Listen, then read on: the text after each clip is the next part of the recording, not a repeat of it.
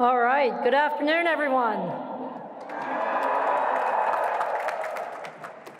President Kornbluth, Chairman Gorenberg, trustees, faculty, family, friends, and most importantly, the MIT class of 2026, congratulations.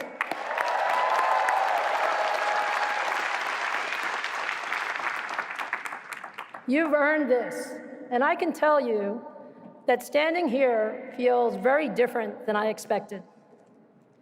I've given a lot of talks over the years, but this one is quite personal. And as you can imagine, with Murphy's Law, I somehow managed to lose my voice this week. So please bear with me if I sound a little rough. But I couldn't be happier to be here with you. And if I give you a little bit of my story, I came to MIT in the fall of 1986. My parents dropped me off at Next House.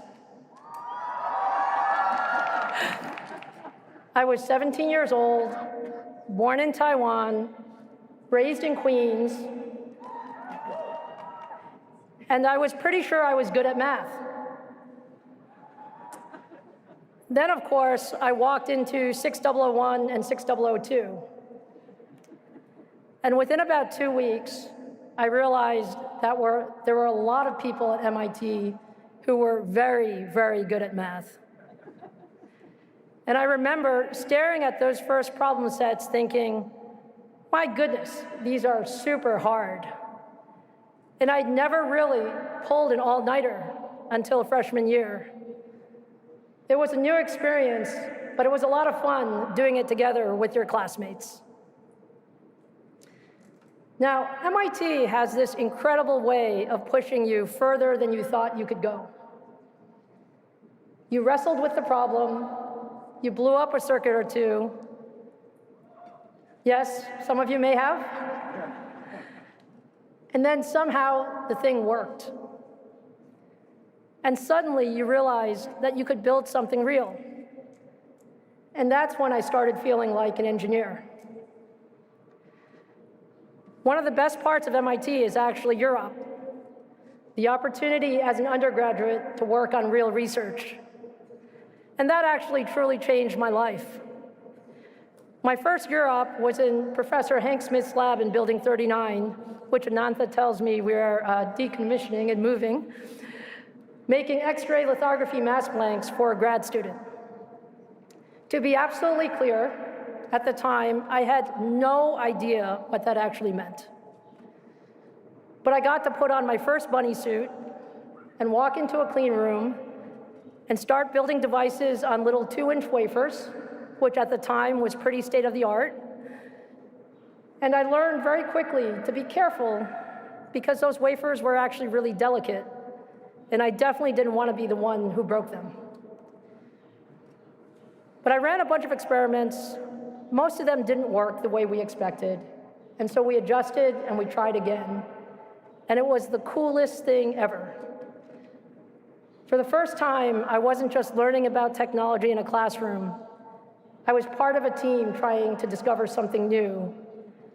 And I remember thinking, wow, we can build things this small, things tiny enough to fit on a die the size of a coin, but powerful enough to change the world.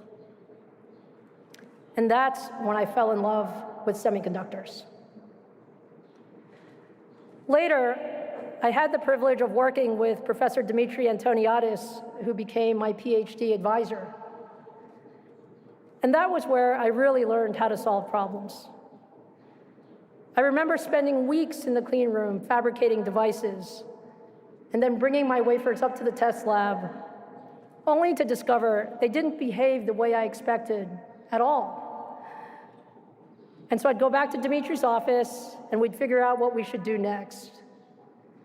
And looking back, that was probably where I grew the most at MIT. Because little by little, I went from a new grad student learning about the field to someone doing original research and actually contributing something new to the field. And along the way, I started believing in myself.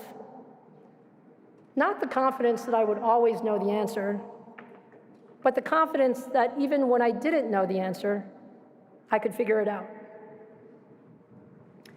What I realize now is MIT was teaching me something much bigger than semiconductor device physics. Mens et manus, mind in hand. When I was a student, I thought it was just a motto. Now, I think it captures exactly what makes MIT so special. MIT teaches you to think deeply, but it also teaches you to build, to test ideas, to keep going when the first experiment or even the fifth experiment doesn't work. And over time, you start believing that you can solve problems that once felt impossible. I carried that feeling with me long after I left campus. When I joined IBM, I found myself starting all over again. IBM had hundreds of thousands of employees. I was 25 years old, wondering how I could possibly make a difference in a company that big. But I learned something important very quickly. Engineering actually doesn't care how old you are. It actually cares whether you have good ideas.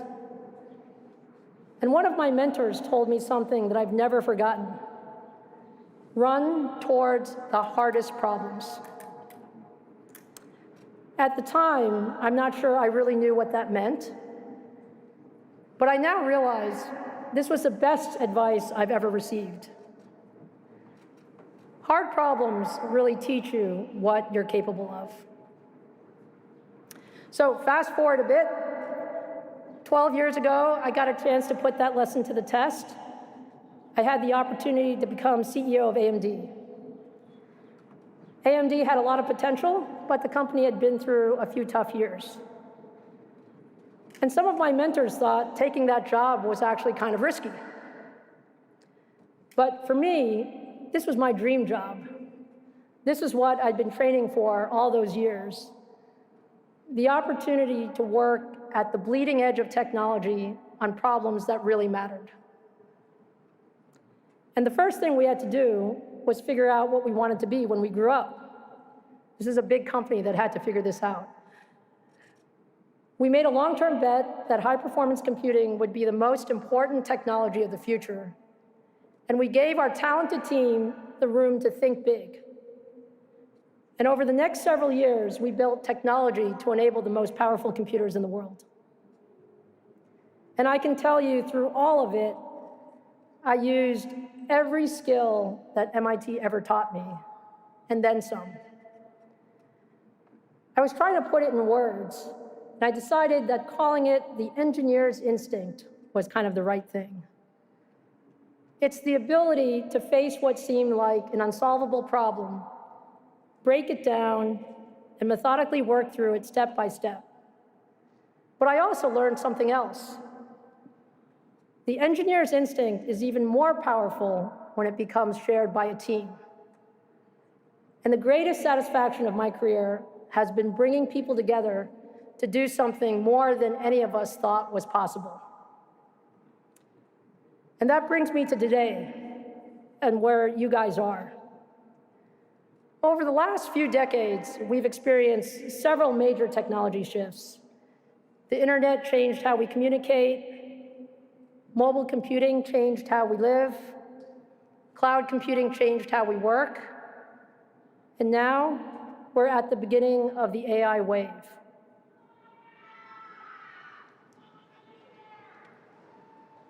And to me, AI is really different from all of those other waves. The way I think about it is, it's not just a tool that can help us do things faster, because we have lots of tools. It's actually deeper than that.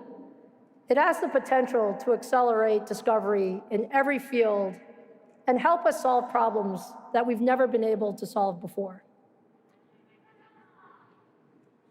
And to make it personal, the area that excites me the most is actually what we can do in medicine and healthcare. I think we've all experienced firsthand what it feels like when someone you love is sick.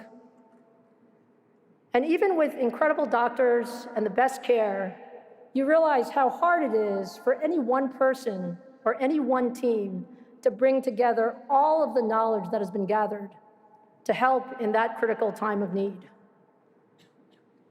AI can help us change that. It can help doctors and researchers bring the world's best expertise to each patient and each loved one and deliver the care that we want for the best chance of a successful outcome. And this, I think, is the promise of AI at its best. Now, the way to think about it is, it makes each of us more capable. Whether you're talking about medicine, science, energy, climate, I think you can say we may discover more in the next 10 years than we have in the last 30. But let me be clear about something. Technology itself does not decide what the future looks like. The best people do. For everything that AI can do, AI can't decide which problems are worth solving. It can't make the hard judgments when the data is not there. It can't take responsibility for the outcomes. These are actually our responsibilities, and they matter now more than ever. This is why I feel this is such an extraordinary moment to graduate from MIT. Because the world does not just need people who know how to use powerful tools. It needs people who know what to use them for. People with a sense of purpose, judgment, courage. People who look at a hard problem and say, I know this is really, really important, and we can figure this out. And that is exactly who you have become here at MIT. So here's what I want to leave you with. I've been very fortunate in many ways. I have great parents. I received an extraordinary education. I've had the chance to work with great people. But I also believe I've been very lucky in my career. When people ask me for career advice, I often tell them, yes, you need to work really hard, but also understand that luck matters. And over time, I've come to believe that the best people find ways to make their luck. Luck is not just being in the right place at the right time. It is taking the risk to work on something really hard. It's challenging yourself. It's choosing problems where you may not know the answer. It's surrounding yourself with people who make you better. And yes, it's believing that you, the class of 2026, can change the world. So be incredibly ambitious about what problems you choose to solve. Run toward the hardest ones. And trust what MIT has taught you, that engineer's instinct. That's how you make your own luck. I want to take a moment to acknowledge all the families and loved ones who are here in the audience today. None of these graduates got here without you. Thank you for believing them, supporting them, and helping them reach this moment. This achievement belongs to you too.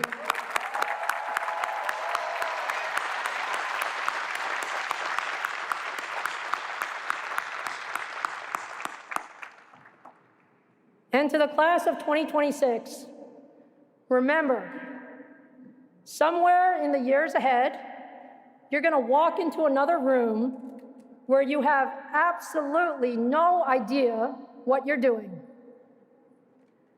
You've done this before. Go figure it out. And as one MITer to another, I am incredibly honored to be here with you today. Congratulations, class of 2026.